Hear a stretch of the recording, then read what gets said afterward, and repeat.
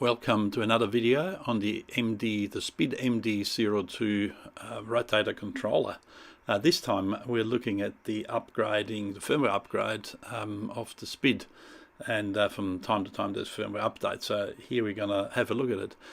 There's a manual that you can get from the website which describes the firmware update. However, that doesn't really line up 100%, so hopefully this video will help you.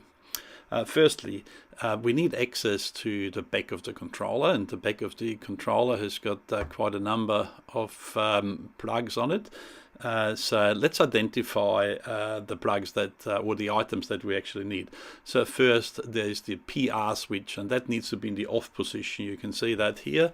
A PR switch needs to be set to off, which is on the right hand side, and then we need to have COM0, because into COM0 is where we need to connect our cable. Now for this upgrade you need a serial cable. This is the typical USB to serial converter. So first we go and we switch the PR switch into the off position, like so, and the next step is we're going to plug in our cable, the USB to serial cable, into COM0 port.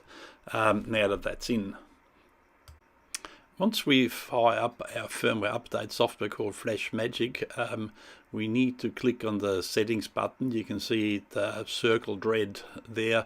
We need to, it's up in the toolbar, we need to adjust all the settings appropriately for the update of the firmware. So the first one, the first tab we got there is the hardware. Got to make sure that is set like what we've got here, 12 megahertz, and keep RTS asserted. The communications tab got to be set to no echo, just like you've got it here. And the the last tab that we've got is the timings tab that needs to be set, and you can see the timing here, so that's very important. Once you've done that, you click the OK button on it, and then the settings are done. Now the next step is we've got to select the right processor, so click the change button and make sure you select the 1796 LPC 1796. Click the OK button, and there we go. We also got to make sure we got the right COM port selected, and the right baud rate, which is 115200, and we click on the browse button to go and pick the firmware file. You will have downloaded that firmware file from whoever has provided it to you. So we pick the firmware file, highlight, then click the open button, and there we go, we've loaded the firmware.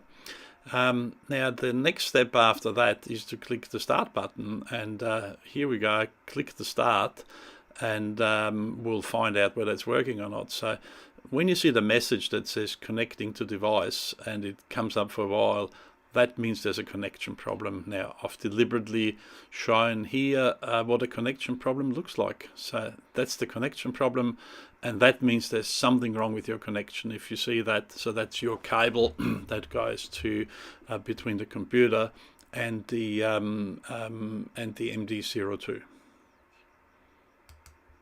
Just going to show you quickly what version we're using, and we go to the About dialog, and here we can see what the FlashMagic version is. That one is 13.45. So just to give you a comparison from 2021, so you know what I'm using in this particular video.